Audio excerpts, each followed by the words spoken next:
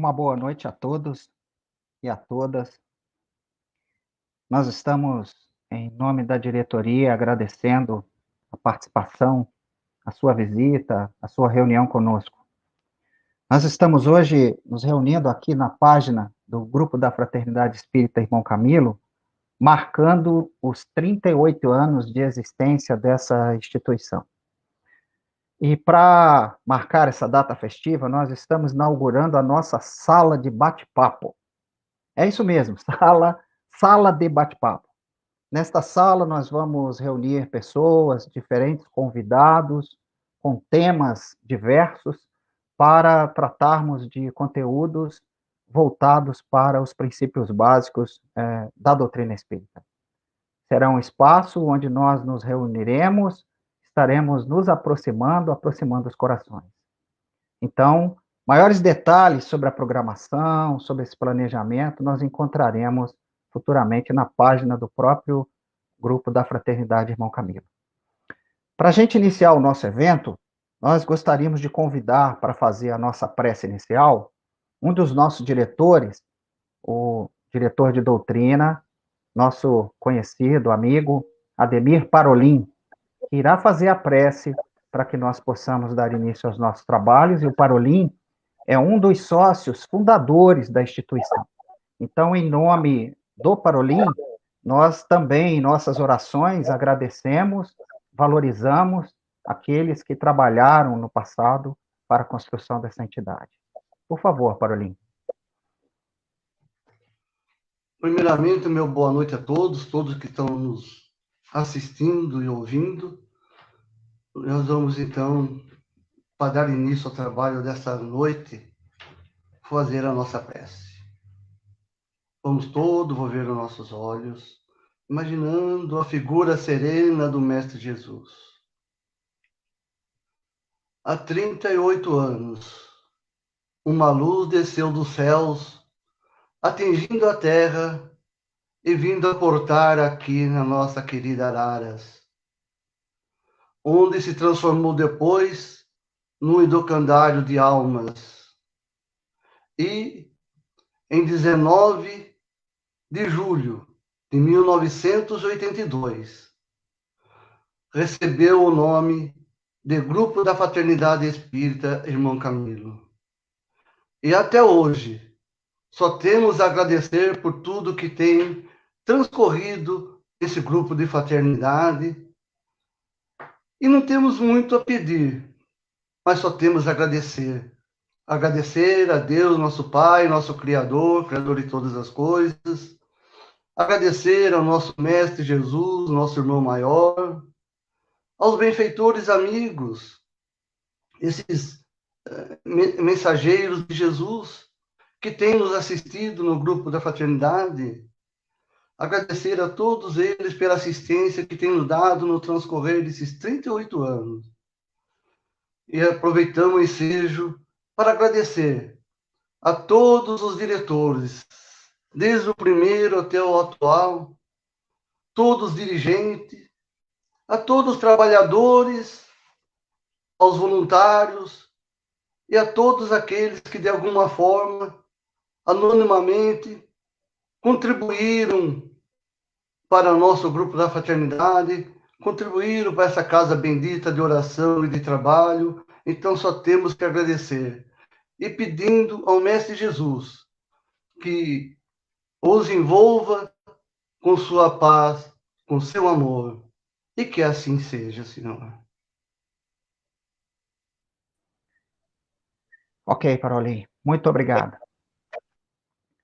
Bom, para nós não perdermos tempo e ganharmos aí preciosa oportunidade, eu queria, aos poucos, passar a palavra para o nosso irmão, nosso convidado, escritor, palestrante espírita, Orson Peter Carrara, da cidade de Matão, que vai fazer conosco, vai conduzir conosco, não propriamente uma palestra, mas uma exposição dialogada, bem fraterna, com trocas de ideias.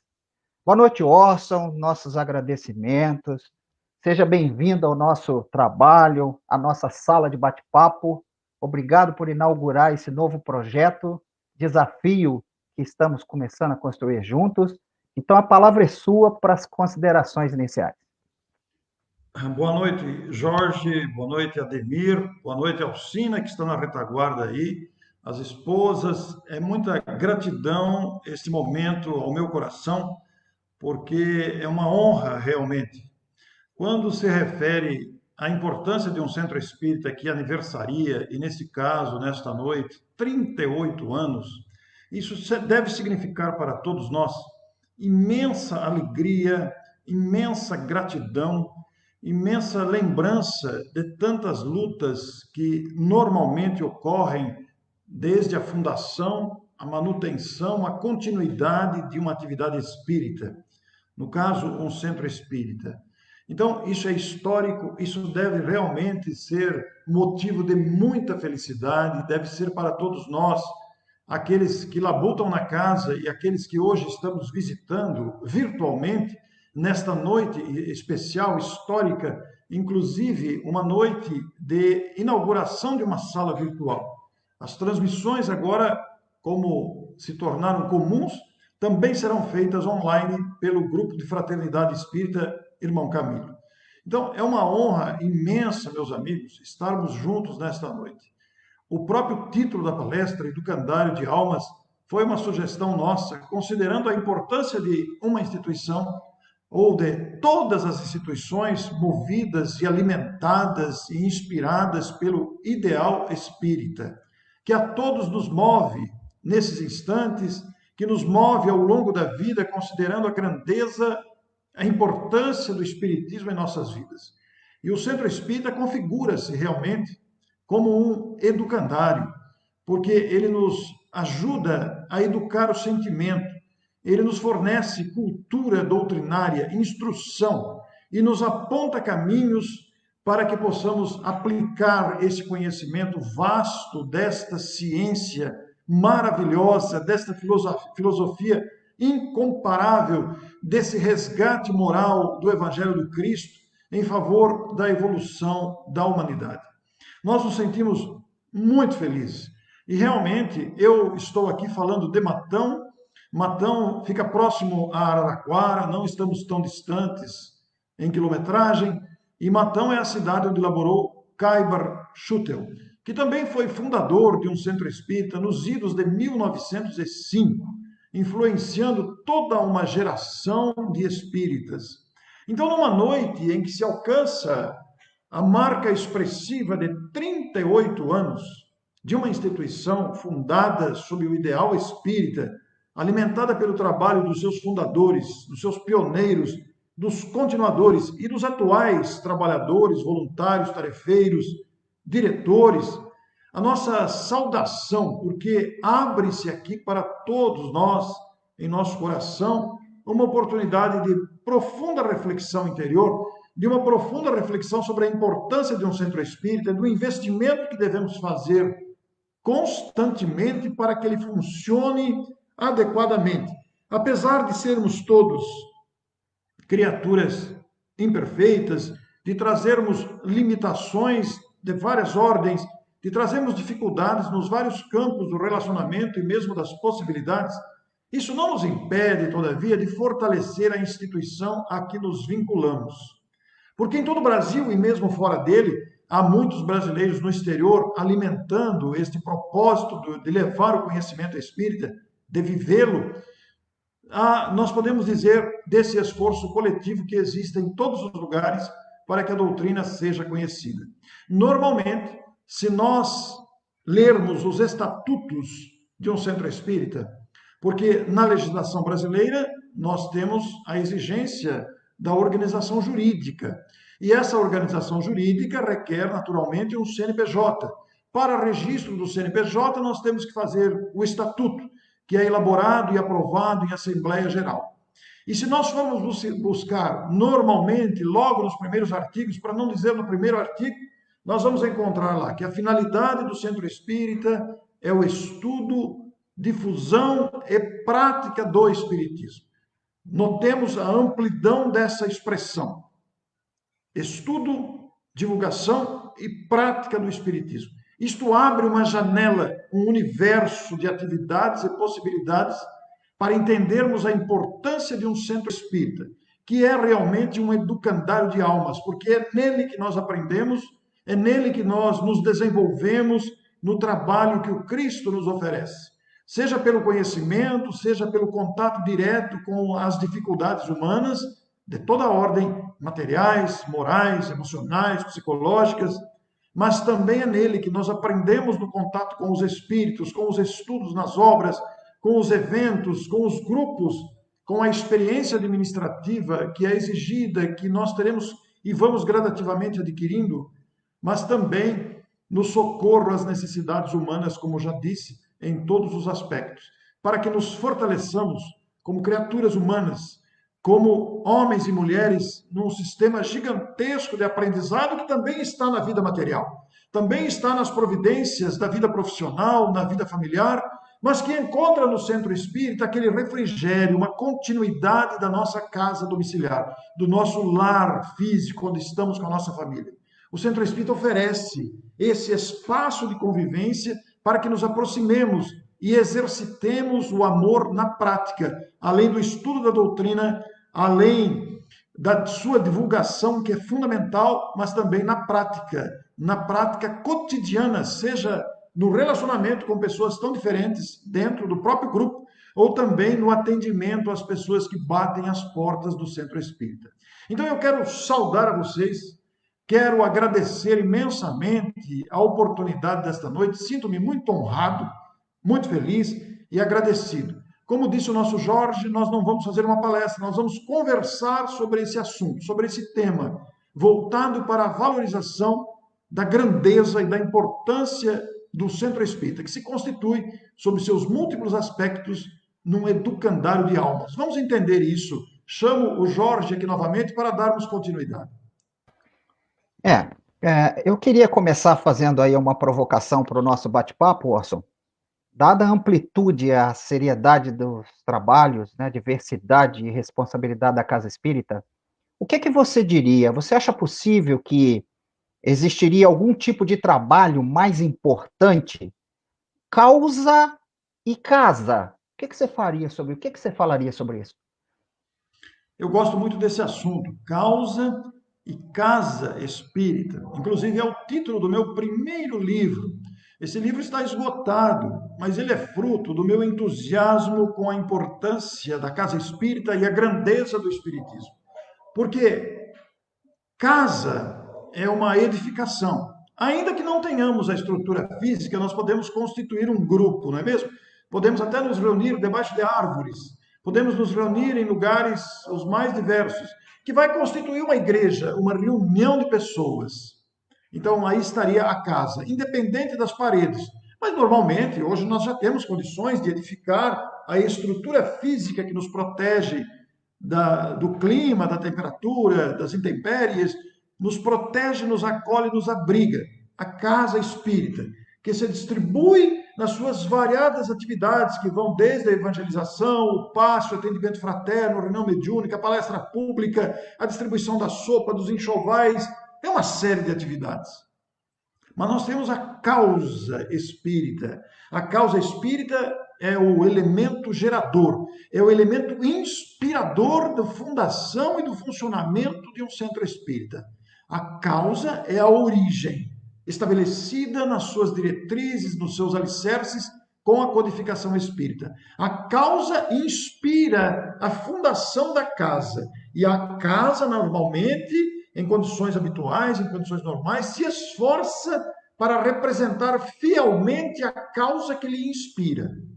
E esta casa, inspirada pela causa, pelo ideal espírita, diversifica-se em muitas atividades. São variadas as atividades. Inclusive, existem casas que se especializam em determinada direção. Nós temos casas espíritas, por exemplo, que fundam e mantêm hospitais psiquiátricos, outras que mantêm creches, outras que mantêm, outras que trabalham nas mais diversas áreas. Mas o centro espírita, portanto, ele é ao mesmo tempo uma escola, um educandário, como é o título da palestra, da conversa, pode ser um hospital para socorrer, mas é essencialmente uma oficina. E a tarefa mais importante, primordial, todas as outras são importantes, Ninguém está desconsiderando as outras. Todas elas são importantes, mas a tarefa primordial de uma casa espírita é investir na criança, na evangelização dos espíritos que estão na fase de maior facilidade de assimilação, de absorção dos ensinos. Justamente porque as crianças evangelizadas que passam a conhecer o Evangelho e conhecem também os fundamentos do Espiritismo, se tornarão os trabalhadores de amanhã que garantirão a continuidade da casa, porque tiveram a formação estruturada em bases doutrinárias sérias. E quando falamos o investimento na criança, não é apenas a transmissão do ensinamento, porque isso não pode ser improvisado, isso deve ser feito com muito critério e cuidado.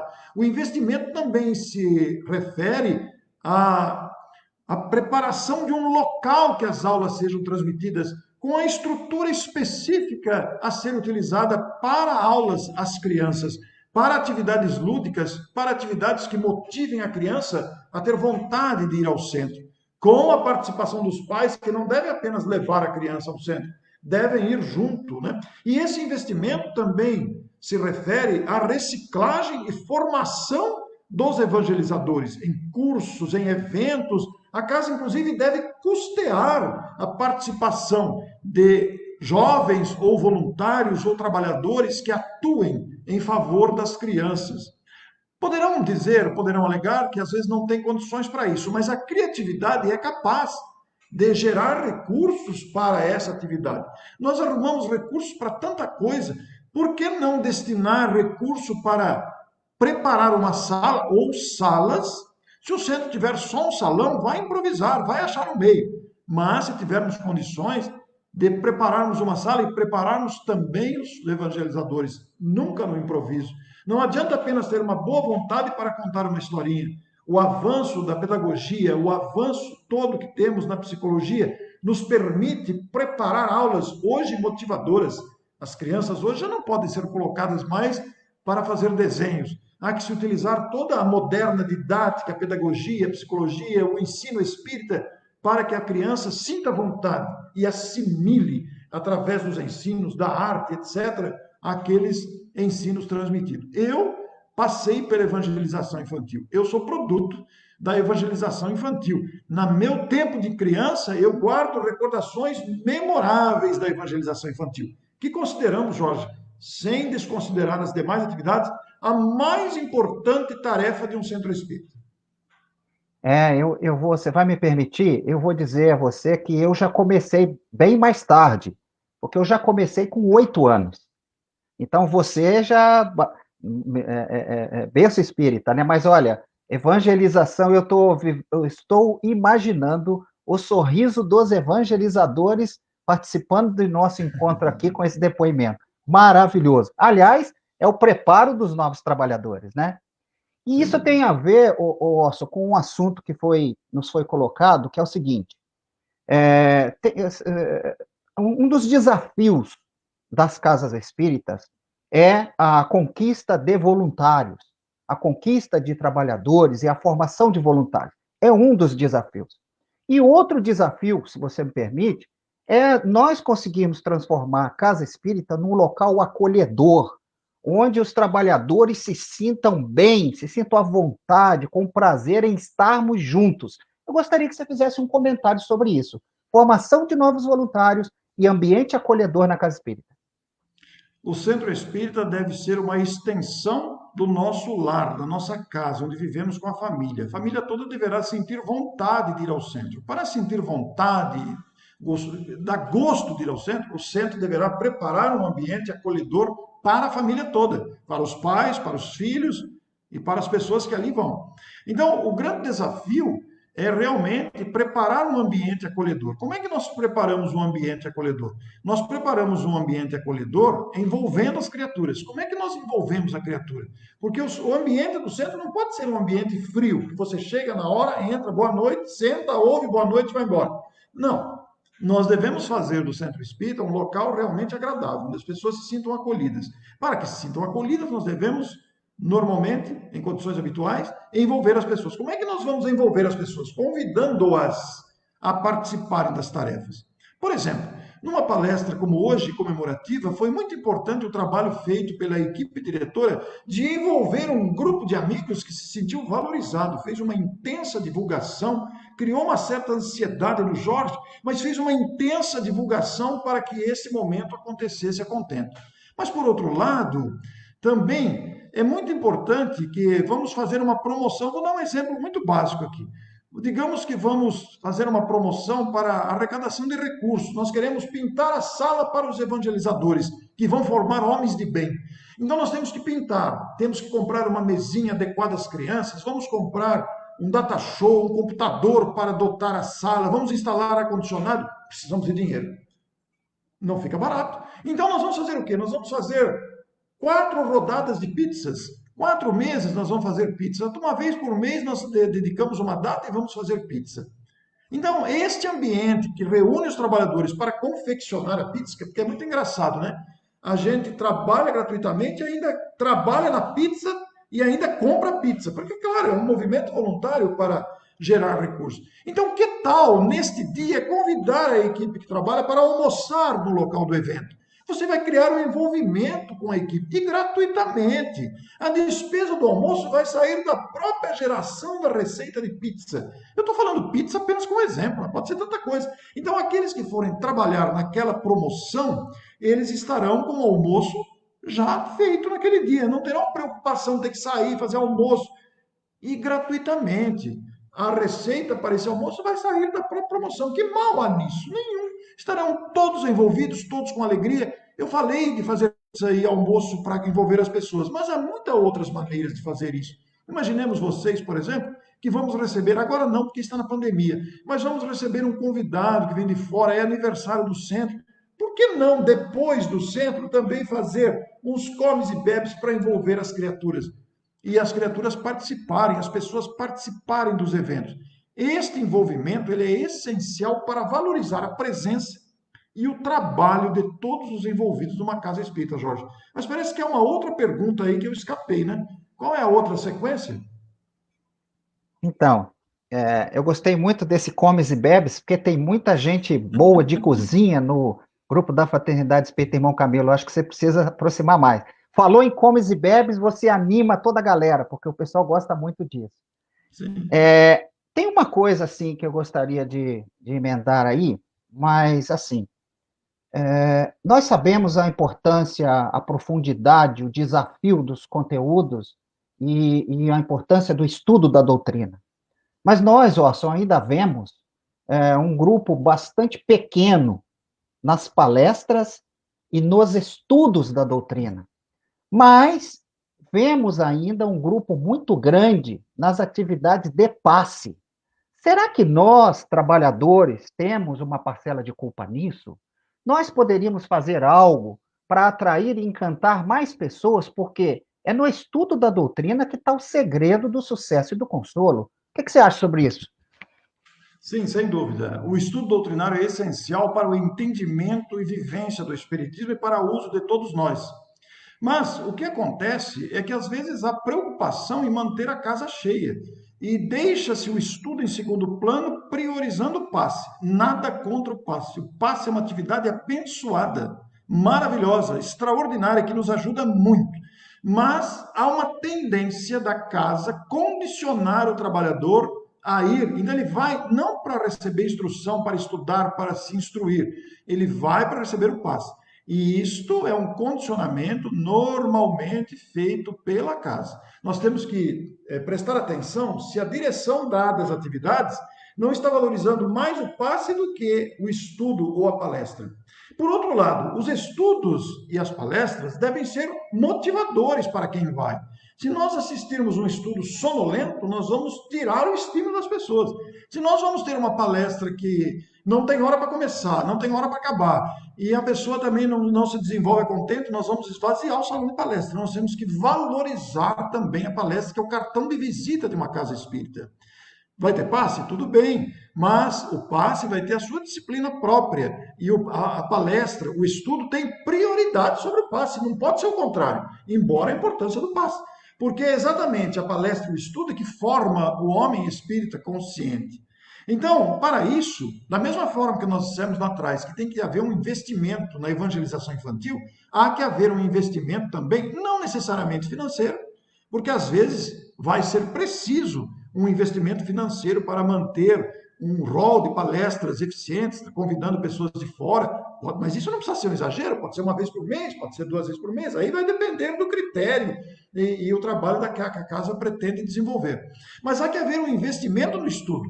O frequentador não pode, não deverá chegar lá e chegar à conclusão que o coordenador de estudo não preparou a lição, não preparou o capítulo, não estudou a matéria, e chega lá e começa a improvisar. Ou o palestrante que também chega lá e não sabe muito bem o que vai falar. O palestrante tem que estar preparado para a palestra.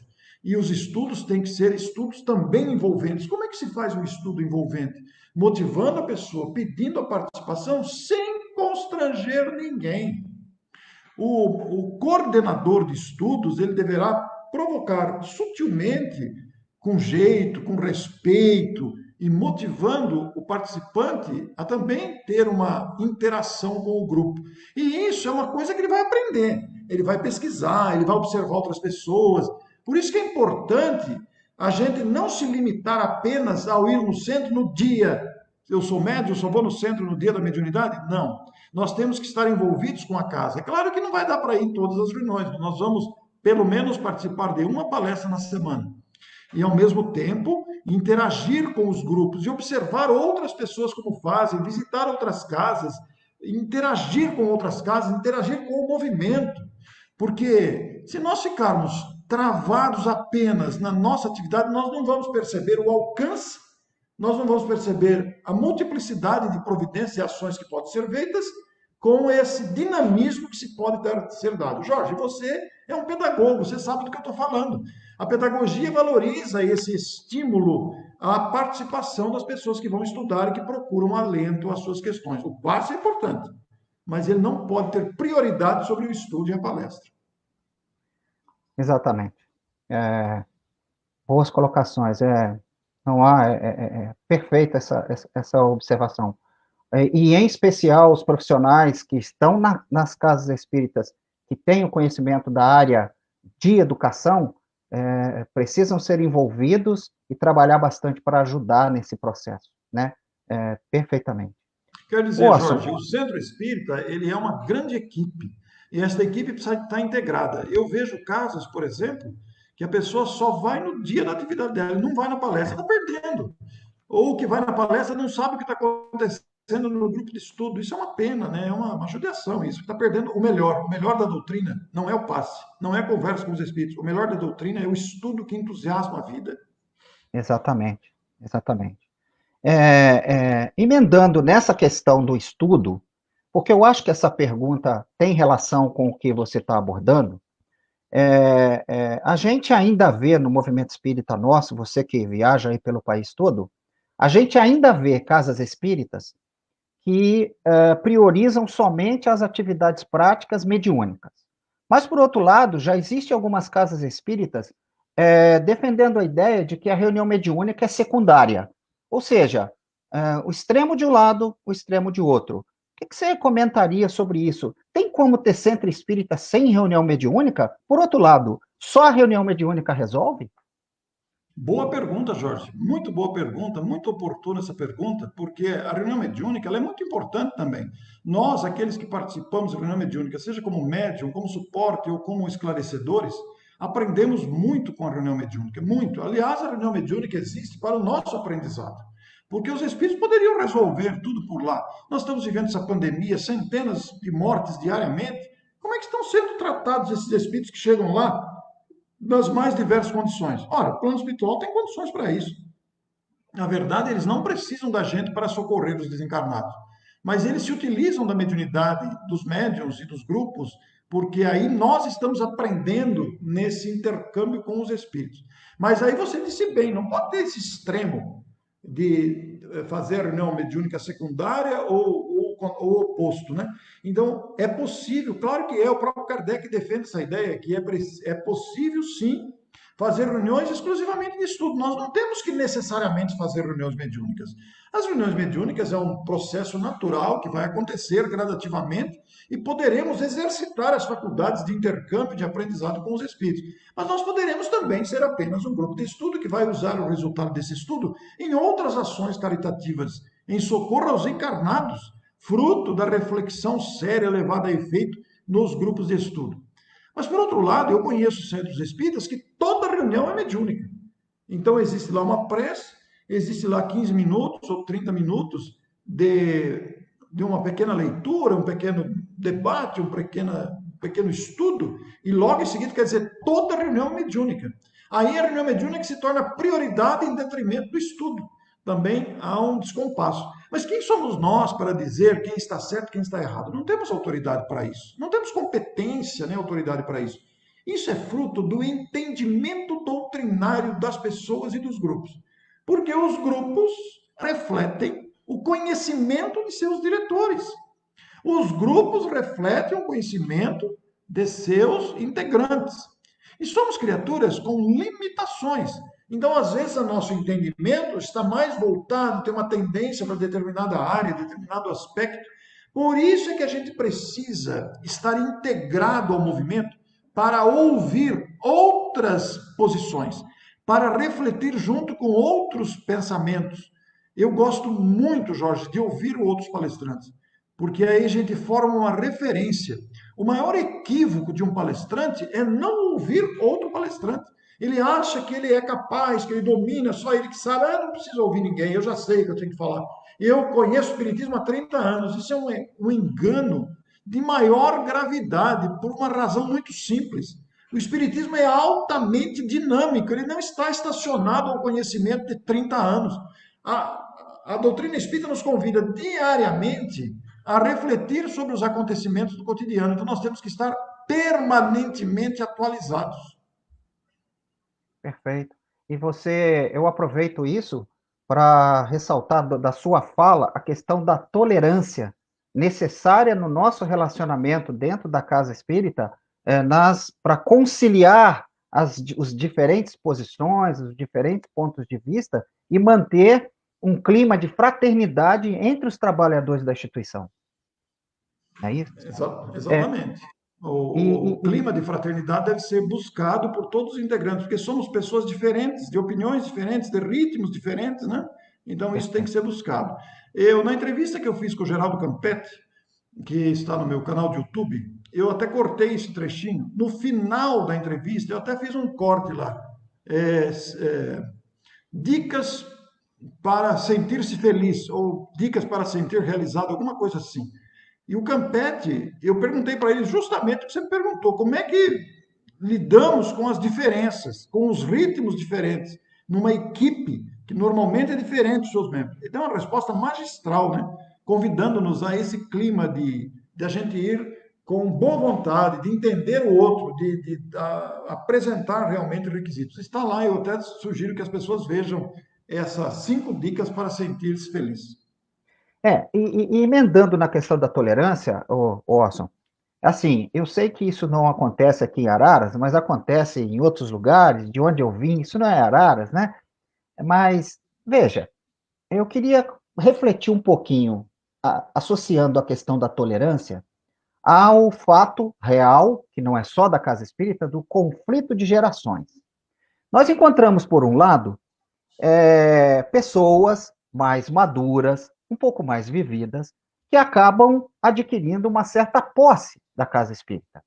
Por outro lado, nós encontramos os jovens, os espíritos recém-chegados da espiritualidade, em tese até melhor preparados do que nós, e aí surgem os conflitos.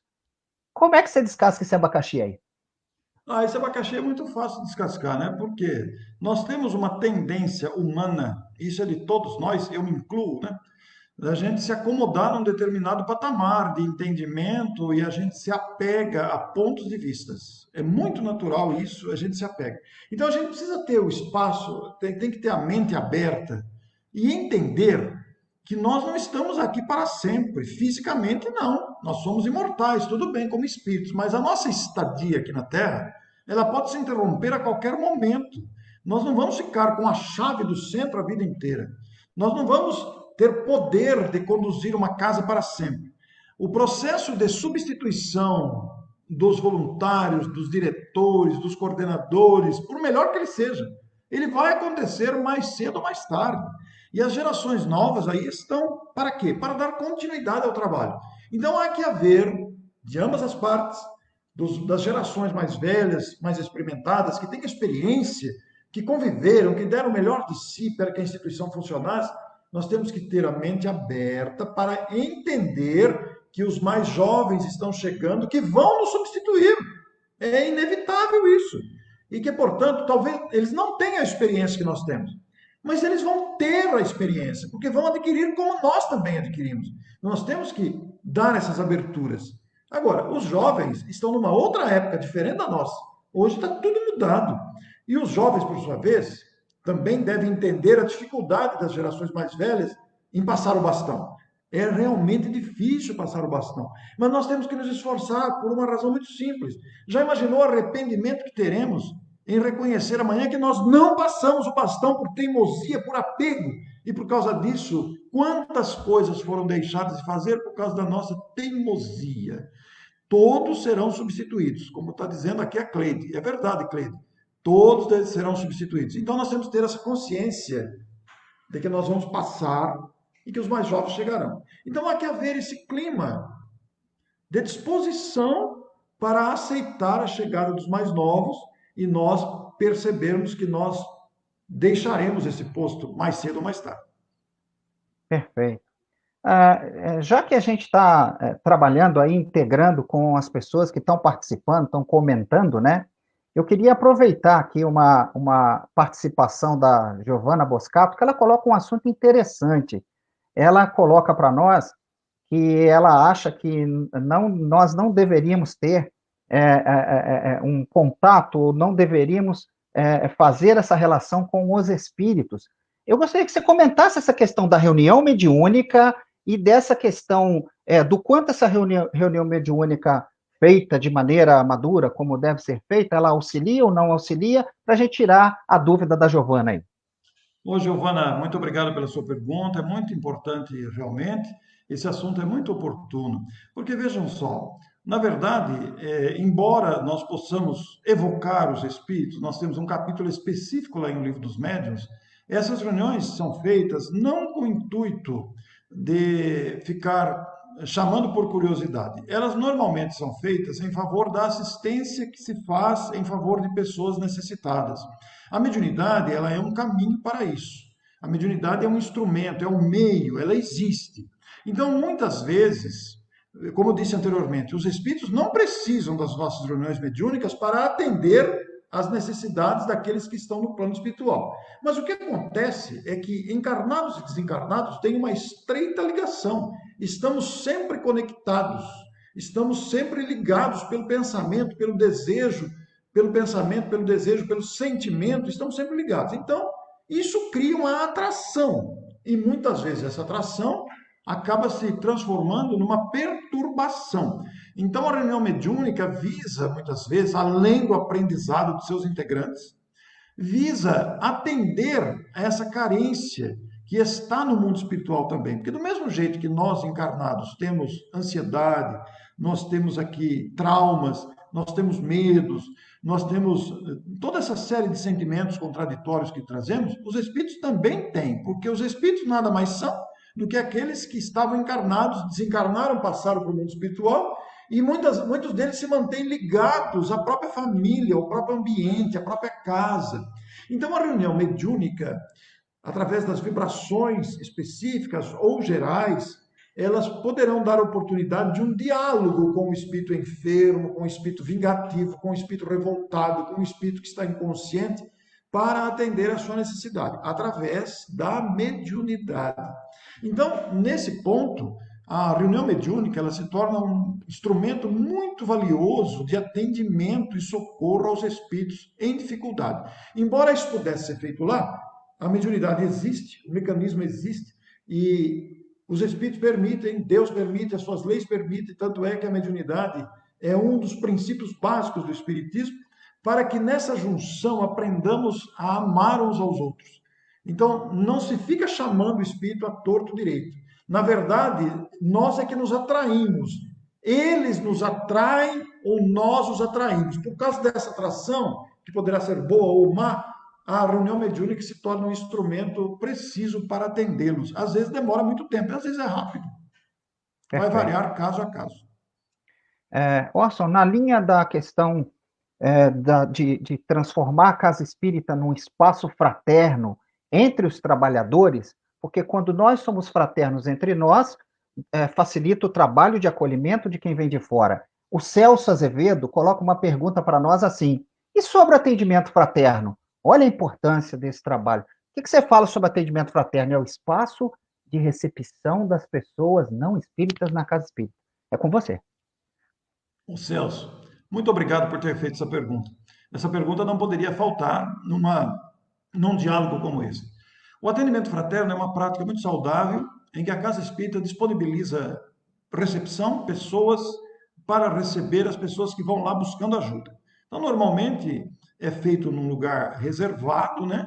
Num lugar em que o diálogo possa se estabelecer sem ficar uma coisa pública, para que a pessoa apresente a sua dificuldade. Essas dificuldades são as mais variadas. Vai desde a procura de um emprego, ao medo, a uma perturbação, a depressão, vai até um relacionamento difícil, vai até através de uma doença, é muito variado. Então a pessoa vai abrir o coração. Ela poderia procurar um psicólogo, mas ela confia que o centro espírita, assim também como uma pessoa procura o padre para se confessar, no nosso caso do centro espírita, então a pessoa procura o atendimento para beneficiar-se da orientação de alguém. Todavia, há um detalhe fundamental nisso tudo aí, na questão desse assunto do atendimento fraterno. As casas devem preparar as pessoas para isso. Não pode ser um trabalho improvisado, porque o atendente fraterno, ele tem que ser uma pessoa discreta, colocada ali para ouvir, sem interferir, respeitando a individualidade e o problema da pessoa que procura o atendimento. Ela não pode depois querer interferir no problema. Ela não pode também sair falando para todo mundo o que o atendente falou na casa. Às vezes vai ser uma confissão de gravidade. Aquilo tem que permanecer ali. Aquilo tem que ser inviolável. Então, o atendente fraterno tem que ser muito bem preparado. E veja uma coisa interessante. Às vezes a casa é muito boa, muito bem preparada, mas o atendente está despreparado. E ele pode cometer o disparate, por exemplo, de falar para a pessoa que está à sua frente: nossa, eu estou vendo 10 espíritos obsessores ao seu lado. Ah, você não engravida porque você fez um monte de aborto no passado. Olha, você vai desencarnar dentro de 60 dias. Você está com um tumor violento no coração. Então, o atendente jamais poderá fazer especulações da vida passada ou da vida futura. Até porque ele não sabe e ele pode estar sendo enganado. Ele pode estar sendo iludido. Então, é de máxima importância que o atendimento fraterno seja baseado no respeito. Aí ele vai ouvir o que a pessoa vai dizer e, de uma certa forma, com cuidado e principalmente com respeito e carinho, encaminhar. Se você for num centro espírita e alguém disser para você que você está acompanhado de espíritos vingativos, que você foi fulano de tal e que cometeu tal disparate e que você vai morrer porque você fez aquilo, que nada dá certo na sua vida porque você roubou tantos outros, que a sua doença vai sarar no dia 27 de outubro de 2021. Desconfie. Isso não é espiritismo. Isto é mediunismo barato. Isso é mediunismo. É preciso muito cuidado. O atendente fraterno tem que ter muita responsabilidade com o que diz para o atendido. O atendido merece respeito. Nós não temos o direito de invadir a privacidade alheia, de explorar, de fazer exigências, de fazer chantagem, de fazer promessas. Olha, esse centro aqui é bom, ele cura tudo, pode vir aqui, você não precisa nem no médico mais. Isso é um disparate, não tem nada a ver com o espiritismo. Isso é da cabeça dele. Revelações. Então, o atendente tem que ser absolutamente discreto. Ele está ali para ouvir. Vai sentir o problema da pessoa e vai encaminhar. O que vai ser? Vai tomar passe? Vai encaminhar o nome para a mediúnica? É uma necessidade material? Vai fazer uma arrecadação de cesta para levar? Não precisa ficar espalhando. Fulano está passando fome. Não, de forma nenhuma. Então, desconfie de chantagem, de pedido de pagamento, de pôr medo em você, que o mundo vai acabar, que você está obsediado. Então, precisa tomar muito cuidado com isso. Desconfie, isso não é espiritismo, isso é mediunismo. O Celso chama atenção nos nossos comentários aí sobre a ética, né? Sim, E a Cleide fala a respeito da neutralidade nesse processo de atendimento, porque as pessoas que neutralidade. chegam à casa espírita, né, chegam fragilizadas pelos próprios sofrimentos. Então, esse trabalho do atendimento fraterno é extraordinário, muito, Muito muito bem, importante, Cleide, muito bom. né? Eu queria repassar para você aí uma pergunta de uma jovem, a nossa Débora Souza. Olha a pergunta que ela te faz, a jovem perguntando para você, Orson. Que você acha, como que será o retorno das casas espíritas após a pandemia? Olha, Débora, nós não temos como afirmar como será. Ainda está tudo muito indefinido, né? Muito indefinido. Aparentemente, essa situação não se altera até o final do ano, até a chegada da vacina. E depois, quando a vacina for produzida, até todo mundo ser vacinado, né? Isso vai demorar um bocado. Convenhamos, isso vai ser um processo longo. Agora, como é que vamos voltar? Vamos supor que já estivéssemos todos vacinados e vamos voltar. Vamos voltar, mas eu acho que nós vamos voltar com outra consciência, com outra mentalidade, com outros métodos, com outros recursos. Porque veja, as lives, por exemplo, as lives foi o grande acontecimento da pandemia. E possivelmente as instituições, embora terão também as suas reuniões presenciais, com o retorno das atividades de passe, por exemplo, reunião mediúnica e mesmo palestras públicas, eu penso que o recurso virtual será mais intensamente utilizado. Mas não dá para definir como é que vai ser essa volta, ainda é muito prematuro, nós ainda estamos na incerteza. E como a função da casa espírita é proteger e dar segurança aos seus frequentadores e trabalhadores, o momento atual recomenda que fiquemos em casa. Não é o momento realmente de voltar. Não sabemos como vai ser ainda. Vamos aguardar o tempo para essas definições. Nessa questão do pós-pandemia, Orson, a gente tem visto aí a questão das lives, a questão de diversos trabalhos que estão surgindo, e outro dia nós conversávamos o quanto pode, se soubermos aproveitar, facilitar esse intercâmbio, estando, por exemplo, você fazendo palestra, você está em Matão agora, nós estamos em Araras, muitas pessoas, as pessoas, cada um nos seus lares.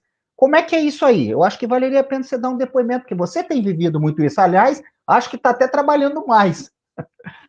Olha, esse é um detalhe muito importante, porque imagine, você citou o exemplo de agora, de hoje. Se eu estivesse presencialmente aí em Araras, possivelmente eu teria que dormir aí, porque não é tão distante, mas também não é recomendável viajar à noite. Eu particularmente não gosto. Para chegar muito tarde, porque depois da palestra, normalmente tem um lanchinho, tem a conversa. Quer dizer, eu não ia sair daí antes das 10h30, 11 horas. Aí, pelo menos 2 horas e pouco de carro. Então, eu teria que dormir aí. Então, a viagem, a gente viaja bastante, né? E os palestrantes, normalmente, o que é muito justo, têm as suas despesas, não é pagamento, são despesas de deslocamento. Então, as despesas são ressarcidas, né? Porque imagine os palestrantes como eu que viajavam praticamente toda noite, não há orçamento que suporte, né? Aposentados que estamos. Então, as casas, por bondade e gentileza, nos convidavam e ressarciam toda a despesa, deslocamento, hospedagem, alimentação. Então, isso tem custo para a casa, não é um trabalho fácil. Não é fácil para a casa valer-se de recursos para investir numa palestra, né? Mas era importante, as casas produziam, porque sabe que trazendo alguém de fora, as ideias arejam. Eu sou muito favorável a convidados. Aqui em Matão, nós trazíamos toda semana palestrantes de fora, porque isso areja, injeta um ânimo novo na casa dos frequentadores. Mas isso tem custos, né? De alimentação, de hospedagem, de viagem, etc. Agora, o meio virtual facilitou isso. Eu estou fazendo palestra toda noite, estou trabalhando 10 vezes mais do que antes, porque eu estou em casa. Então, 15 minutos antes, eu sento na frente do computador. Até esse tempo, eu convivi com a família, jantei em casa, tomei banho tranquilamente, não é mesmo?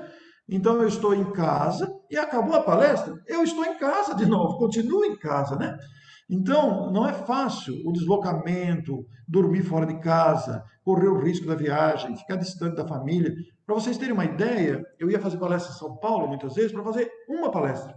Uma. Eu saía de Matão a meio-dia, chegava em São Paulo às 5 horas de ônibus, eu ia sempre de ônibus a São Paulo, até chegar no centro, mais 2 horas entre a Marginal até chegar nos bairros, 1 hora e meia, São Paulo, aquela confusão toda. Chegar no centro 7, 7h30, fazer uma palestra de 1 hora e pegar o ônibus das 11 horas para chegar às 5 da manhã, ou às 4 da manhã, dependendo se vinha para Araraquara ou se vinha para Matão, às vezes o horário não dava, o taxista tinha que trazer para Matão. Vocês viram o transtorno disso, chegar em casa às 4h30 da manhã para fazer uma palestra de 1 hora. Então, realmente, a pandemia trouxe uma modificação gigantesca nisso. Porque as pessoas que estão na sua cidade não se dão conta disso, mas não é fácil, não é uma tarefa fácil. O palestrante está lá na frente, todo mundo vê, nossa, que legal, o palestrante, todo mundo gosta, e é bacana, a gente também gosta. Eu adoro estar na convivência com as pessoas, adoro estar nos lugares. Mas agora a virtualidade facilitou demais, porque nós fazemos palestra em vários lugares no Brasil. Essa semana eu já fui em 3 estados virtualmente, em vários lugares do Brasil, sem sair de casa.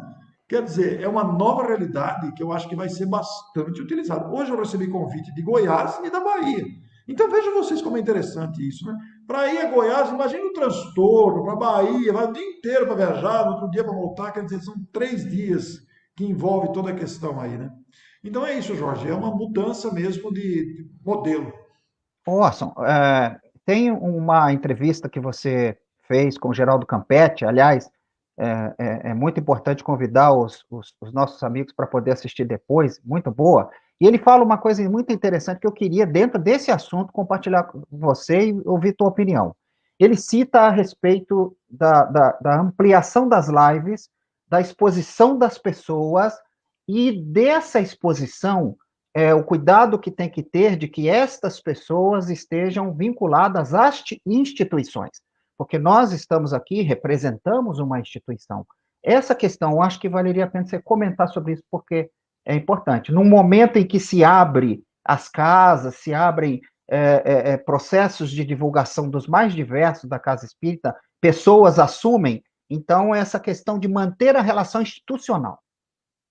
Isso é muito importante. O Campetti foi muito feliz. Inclusive, eu quero Muito. sugerir que visitem o canal lá, porque está dividido em trechinhos, né? Inclusive, aqueles que não localizarem, podem escrever para o Jorge, que ele fornece o link. Está dividido em trechinhos. E o Campetti destaca, falávamos, eu e Campetti, na entrevista, sobre essa avalanche de lives. E realmente, a pandemia proporcionou isso. Nós temos um monte de gente no Brasil inteiro produzindo lives. Mas isso é de grave responsabilidade, porque aqui não é a nossa opinião que vale. Aqui nós estamos falando em nome do Espiritismo. Mas nós somos criaturas falíveis. Nós não somos infalíveis.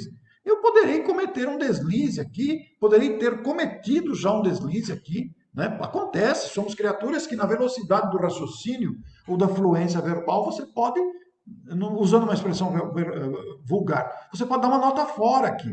Nem por isso vocês vão me sacrificar, vão entender o momento, vão entender o parecer, a experiência, etc. Mas a opinião pessoal não é importante. Importante é analisar à luz do Espiritismo. Então, nós corremos o risco, se a gente não tomar cuidado, não for vigilante no raciocínio na palavra, de expressar opiniões pessoais. Isso é um perigo, porque a nossa opinião pessoal ela é limitada, completamente limitada. Eu tenho a minha opinião pessoal. Todos nós temos opinião pessoal a respeito de vários assuntos, de política, de esporte, de artes, de palestra, pontos de vista doutrinários, não é mesmo? Nós temos pontos de vista sobre determinadas questões que ainda permanecem dúvidas, por exemplo, né? Mas, se estamos numa live analisando um assunto à luz do Espiritismo, nós temos que respeitar o Espiritismo. Por uma simples razão. Imagine as pessoas que não são espíritas, que estão vendo a live, que estão assistindo o argumento, estão acompanhando o raciocínio. Mas isso aí que é espiritismo, a pessoa poderá pensar, se você se der ao luxo do ridículo na sua exposição, se você se permitir adentrar pela vulgaridade, não é mesmo? Porque certas expressões nós nunca deveremos usar, porque fere o decoro doutrinário, fere a decência que o Espiritismo tanto ensina, a dignidade que nós temos que construir. Porque às vezes uma opinião, um parecer, pode induzir alguém a cometer um suicídio, por exemplo, pode induzir alguém a cometer uma barbaridade. Nós nos tornamos corresponsáveis por invigilância. Então, se uma pessoa que está vendo e fala, mas isso aí que é espiritismo? Ele, que poderia ter naquele momento a chance, a oportunidade de aproximar-se e beneficiar-se do conhecimento espírita, foi afastado pelo nosso descuido. Então, daí a opinião do Campetti, um parecer muito sábio, muito embasado, né? Que é importante nós não fazermos um trabalho pessoal, nos vincularmos a uma determinada instituição. Eu tenho lá o meu canal de YouTube, Orson Peter Carrara, mas eu estou vinculado a uma instituição aqui em Matão, onde participo. Estou vinculado ao Instituto Caibar Schutel, porque esta dá um embasamento, não é a opinião do Orson, né? A opinião do Orson pouco importa. O Orson é apenas um palestrante, um divulgador, um escritor, mas é um ser limitado, como todos somos, e que pode se equivocar em determinado momento. Mas como é que a gente faz então? Todos nós estamos nesse barco de limitações. Então a gente vai tirando o que é bom, o que não serve a gente deixa. Se aquilo a gente não concorda, aquilo não serve, a gente deixa de lado. Não precisa virar uma guerra, né? Por exemplo, vou dar uma coisa muito simples aqui. Muito simples, todo mundo sabe disso. O que eu vou falar não é novidade para ninguém. Há uma discussão interminável se o Chico é Kardec. Então, para que perder tempo com isso? O que isso vai mudar? Nada. Então, existem os defensores e os críticos, e fica aquela disputa e nós perdemos o foco do principal. E qual é o foco principal? A nossa melhora moral, que aliás é o objetivo do Espiritismo. O Espiritismo não veio para a gente falar com o Espírito. O Espiritismo não veio para a gente tomar paz. O Espiritismo não veio para a gente fazer palestra. Não veio para a gente escrever livro. Não veio para a gente ouvir palestra. Não, o Espiritismo veio para a gente melhorar moralmente. Cada um vai melhorar de um jeito. O palestrante que está aqui falando, seja lá quem for, não tem autoridade para falar em nome do Espiritismo, porque também somos aprendizes, também erramos, temos limitações, temos dificuldades, mas isso não nos impede de falar, de trazer a motivação daquilo que está dentro de nós. Isso acontece com todos, né? Neste mundo aqui, todos somos falíveis. A gente entendendo isso, a gente não se decepciona. E para você que está me ouvindo, se vacinar contra equívocos que palestrantes, escritores, dirigentes de centro podem cometer, médiuns podem cometer, porque o médium também não é infalível. O médium é uma criatura humana. Ele pode se equivocar, ele pode interpretar errado, ele pode pôr a sua tendência pessoal numa comunicação. Leia na introdução do Evangelho segundo o Espiritismo o critério da universalidade do ensino dos Espíritos, a autoridade da doutrina espírita, universalidade do ensino dos Espíritos. Está lá na introdução do Evangelho segundo o Espiritismo. Se você ler aquelas páginas, que é curtinho, é 2 páginas, se você ler aquilo, você está vacinado de decepções na prática espírita. Ah, mas aquele dirigente, aquele médium, aquele palestrante, é um irmão como nós. Também está aprendendo. Todos estamos aprendendo. Então você vai entender que ele não compreendeu determinado aspecto, ou está equivocado num determinado aspecto, não precisa massacrar ele, não precisa triturar ele, porque nós também temos, todos nós temos limitações. É isso, Jorge. E isso valoriza, né, reforça o conceito que você colocou há pouco tempo atrás da importância do estudo, porque todos nós somos aprendizes, né, e buscar diretamente nas obras é o que pode dar segurança. Então, a questão do estudo aí, nesse sentido, é importantíssimo. De onde essas ideias foram tiradas, foram retiradas? Que obras, né? E você falou aí da mediunidade, eu quero trazer aqui uma pergunta do nosso amigo Celso Jerônimo agora, que ele coloca assim, ó, Orson, os espíritos em tratamento estão sendo atendidos sem a presença física? Oi, Celso. Estão sim. Eu vou me basear numa coisa muito simples, num exemplo muito simples. Se aqui na Terra, com tantas limitações e dificuldades que temos, somos capazes de montar uma estrutura dos hospitais de campanha, deixa de lado aquela questão de desvio de dinheiro, a corrupção, deixa de lado, isso é outro problema. Mas vamos dizer que somos capazes de montar estruturas para atender os infectados, os internados, etc., aqui na Terra. Imagine a capacidade dos espíritos em providenciar equipes que acolham aqueles que estão desencarnando. Porque todo dia está morrendo centenas de pessoas. E todo dia morria centenas de pessoas. Todo dia morre gente no mundo, né? Só que agora um número muito maior por causa da pandemia. Então desencarna a gente nas mais diversas condições. Desencarna a gente inconsciente que está desencarnando, gente desesperada, gente aflita, gente com medo, né? E gente confiante, gente que não sabe que morreu, gente agradecida, gente com remorso, gente apegada. Vai chegar lá espírito de tudo quanto é jeito. E os espíritos movimentam equipes de várias colônias espirituais e possivelmente até de outras esferas, né, para virem compor essas equipes de acolhimento. Estão sendo recebidos carinhosamente, porque a bondade de Deus está em toda parte. É muito importante nesse momento de pandemia lembrarmos que somos criaturas imensamente amadas. Não estamos abandonados, não estamos esquecidos. Esse é um problema mundial, inédito, decorre de vários fatores, não é apenas expiação, não é apenas prova, pode ser negligência, descuido da gente, tem uma série de fatores influindo aí. Mas, no fundo, nunca falta assistência aos espíritos que estão sendo recebidos. Ok. Orson, eu quero colocar aqui uma pergunta interessante, bastante atual, a gente tem vivido isso também. A Lívia Tami, ela fala assim, como que ela se refere às diversas comunicações pseudo-espirituais relacionadas à questão de Covid, transformação, imunoexpiação, o dia tal. Seria interessante você fazer um comentário sobre isso também. Oi, Lívia. Muito oportuna a sua pergunta, muito atual, muito oportuna, porque realmente houve uma avalanche de mensagens supostamente atribuídas ao mundo espiritual, e não duvido que sejam. Mas o que acontece é que uma mensagem para chegar até nós, ela passa pela influência do médium. E o médium tem uma tendência natural de influenciar na mensagem. Então, muitas vezes a mensagem tem um bom conteúdo, mas ela tem um detalhe, por exemplo, vou dar um exemplo, uma fixação de data. Os espíritos superiores não fixam data. Tanto é que aquela conhecida mensagem que circulou pela internet fixava um determinado dia do mês de maio em que a pandemia acabaria.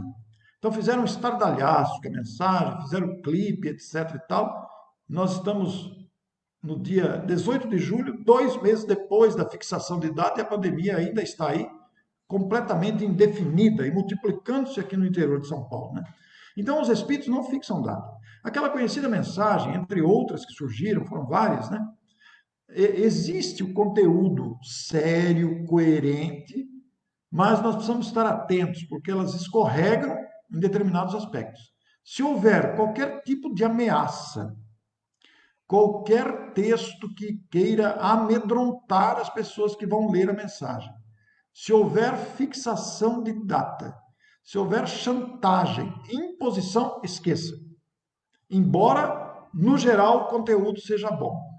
Por quê? As mensagens podem provir de orientadores sérios, mas podem provir também de pseudos mentores, espíritos que se fazem passar por mentores, tentando impressionar ou manipular.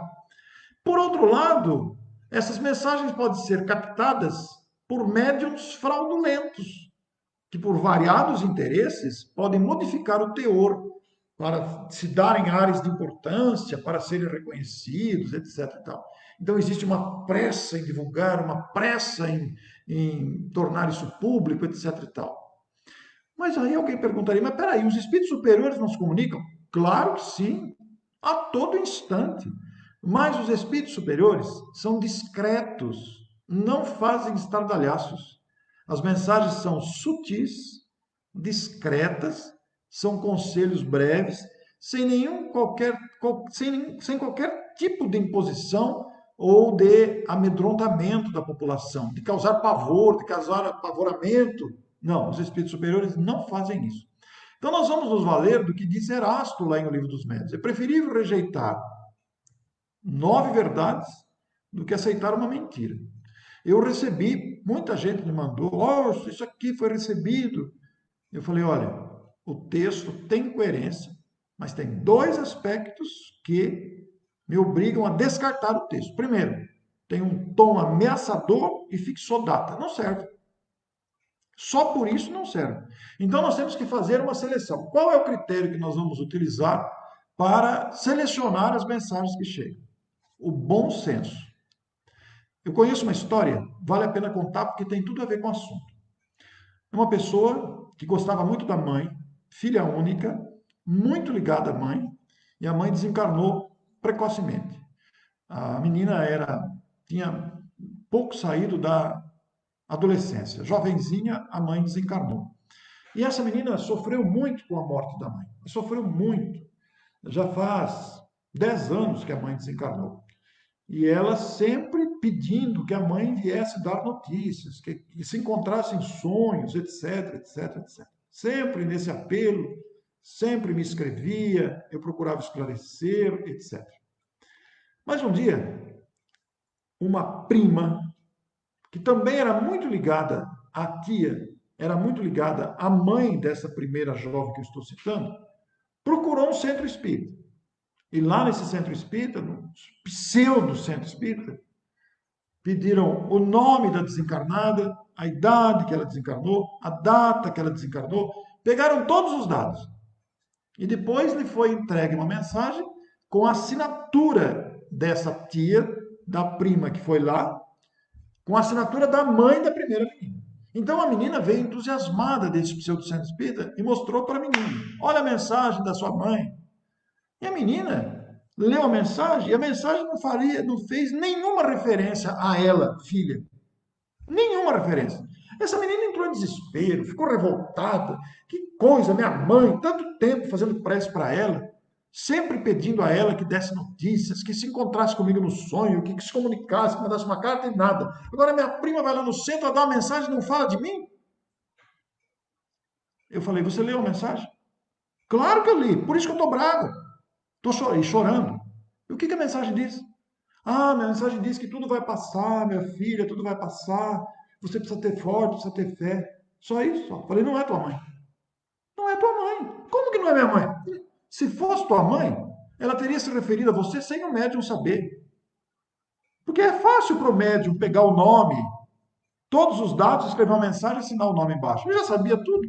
Mas o médium não sabia que esse suposto espírito tinha uma filha que amava e que desejava o contato da mãe. Então veja o cuidado que tem que saber, tem que tomar. A gente tem que ter bom senso na análise, não a pressa, a primeira vista.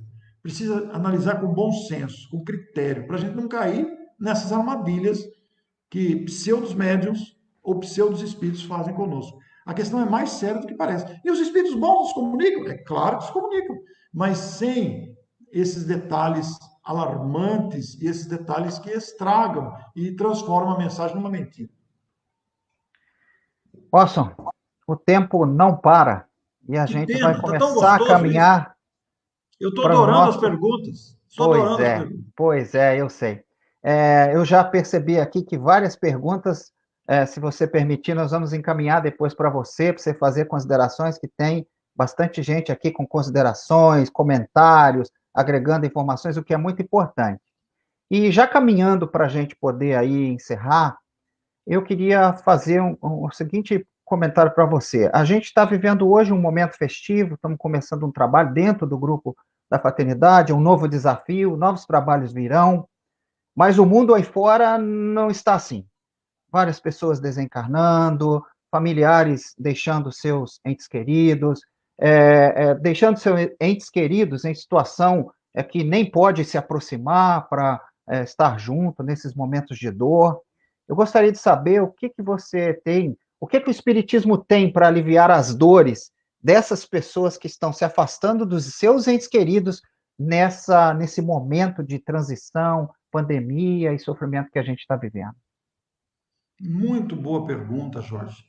porque o Espiritismo é de uma grandeza moral incomparável. E a grande mensagem do Espiritismo é a mesma mensagem de Jesus. Jesus veio trazer a boa nova, a boa notícia, veio nos dizer da existência de um pai que ama os filhos. Tende bom ânimo, disse ele. Eu venci o mundo. No mundo tereis aflições, mas tende bom ânimo. Ele não nos enganou. As aflições fazem parte desse processo de aprendizado que estamos vivendo. Entre essas aflições está a morte, que ocorre de maneira, às vezes, brutal, como nesse caso da pandemia, sem velório, urnas lacradas, sem despedidas, não é mesmo? Casos tristes que separam entes queridos. A mensagem do Espiritismo é a mensagem da imortalidade, que também foi do Cristo. Diante daqueles seus apóstolos e seguidores espantados, agoniados com a crucificação, Jesus lhe ressurge. Ressurge para eles, demonstrando aquilo que ele sempre ensinou, trazendo aos discípulos mais próximos a confirmação daquilo que ele ensinou da alma imortal. Este fato, por si só, mudou a história da sua presença na Terra. Porque aqueles homens abatidos pelo desânimo, aqueles homens e mulheres pegos com a crucificação do Mestre, a perda, entre aspas, daquele que dulcificava as feridas, daquele que transmitia pela voz, pelo olhar, pelas mãos a bondade, a fraternidade, o amor sempre presente de compreensão, de auxílio, de presença marcante, incomparável, houvera sido morto, crucificado pela ignorância humana. Mas ele ressurge para eles. Que coisa fantástica! Aquilo fez o ânimo, a crença, a fé, a vontade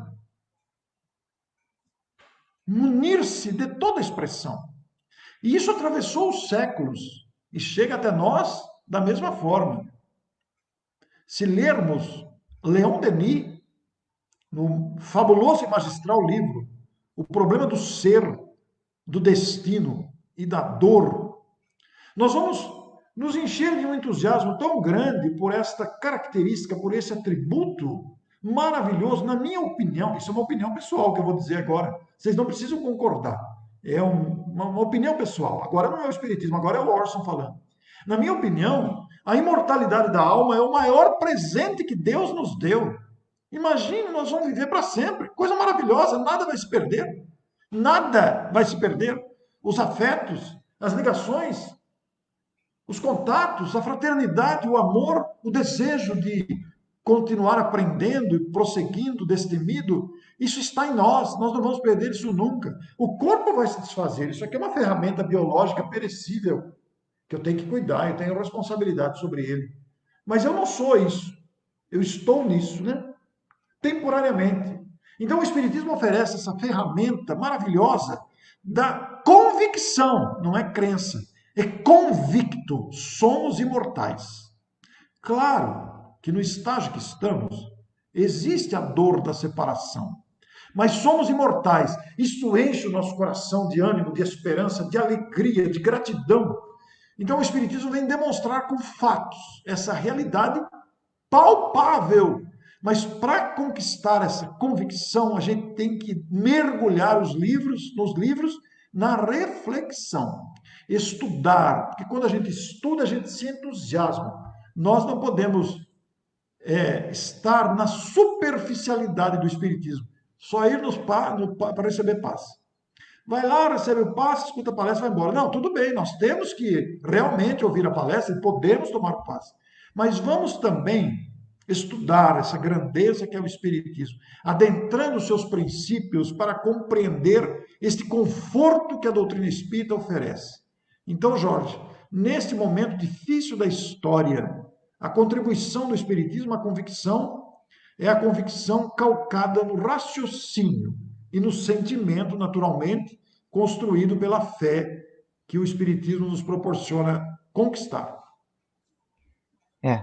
Sermos imortais é um tesouro, uma aquisição fabulosa, e trabalharmos para agirmos também como imortais, né? Conduzindo a nossa tarefa nesse nesse sentido. Orson, caminhando aí já para o nosso encerramento, eu queria te dizer que nós temos 97 pessoas, 97 irmãos, companheiros aí presentes nesse nosso encontro de corações aqui, abrindo, a quem nós agradecemos, né? A Casa Espírita já não tem mais paredes, a Casa Espírita se expande, né? Nós temos aí o Adriano, que foi um colaborador, um trabalhador do Grupo da Fraternidade, que está nos Estados Unidos, está participando aí com a gente, está presente, quer dizer, essa tecnologia permite essas aproximações, como você muito bem colocou. Eu queria passar para você fazer as suas considerações finais, e, por gentileza, fazer a nossa prece de encerramento, agradecendo também, pessoalmente, a oportunidade de nos conhecermos nesse desafio aqui, né? Aprendemos, e agradecer os desafios que você nos colocou também, e pedir aí, agradecer o apoio da diretoria, estão todos aí presentes. Então, para suas considerações finais, e se você, já em seguida, pode emendar na prece para a gente agradecer essa oportunidade maravilhosa que nós tivemos na noite de hoje. Ô Jorge, antes de você sair daí, espera um pouquinho, viu, Alcina? Antes do Jorge sair, fazer as considerações finais, eu quero dizer ao público aqui presente que eu e o Jorge tivemos uma semana repleta de contatos. O Jorge estava bastante ansioso, né, Jorge? E eu falei para o Jorge, Jorge, se você for fazer o que fez comigo, com outros palestrantes, eles desistem da palestra. Alguns amigos vão adorar ouvir isso que você está falando. Você está me comprometendo. O Jorge é bastante, como é que eu diria, organizado, metódico, né? Eu falei para ele que eu sou uma pessoa muito prática, então foi muito engraçado essa semana, mas foram 2 semanas, né, Jorge, muito produtivas, Sim. porque a casa, através do Jorge, da Alcina e de outros companheiros, é claro, né? A casa, ela providenciou uma nova página no Facebook, a página investiu no Facebook, né? E veja, não é investimento de dinheiro, é investimento de tempo, de cuidado, de carinho, né?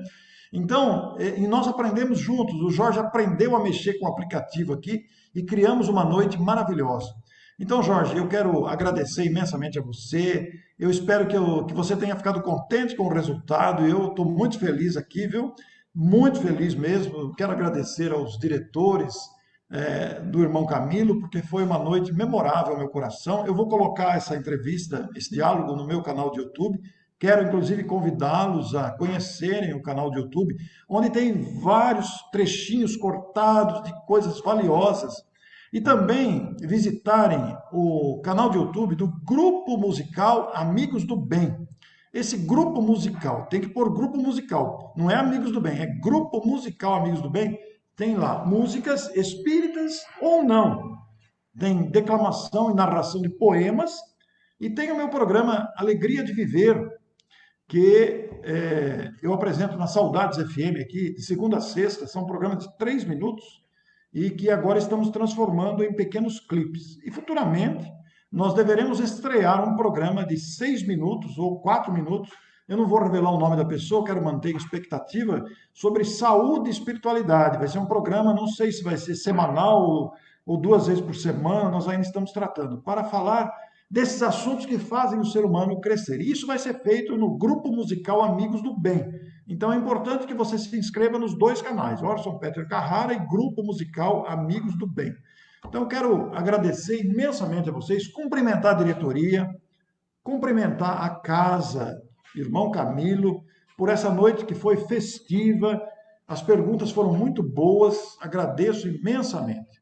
Então, Jorge, vamos elevar o nosso pensamento a Deus, agradecendo por esse instante de alegrias e de gratidão, para que o irmão Camilo, esta notável casa que alcança 38 anos e se lança num novo projeto, amplie as suas pesquisas, amplie os seus investimentos nesta área da comunicação espírita através da virtualidade, porque isso traz benefícios para muita gente. Agradecemos a bênção desta noite e que Jesus multiplique as forças e a inspiração de todos esses trabalhadores para que a casa prossiga trabalhando. Que assim seja. Meu abraço a vocês, e se algo posso dizer a vocês, eu diria com a força da minha voz, esperando que as minhas vibrações alcancem o coração de todos vocês, principalmente os tarefeiros da casa, atualmente em exercício. Meus amigos de Araras, prossigam! Prossigam trabalhando, prossigam amando, prossigam confiando, prossigamos, porque eu me incluo, é claro, afinal, a vida conspira a nosso favor. Meu abraço a vocês.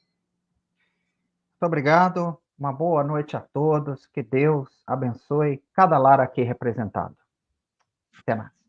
Boa noite.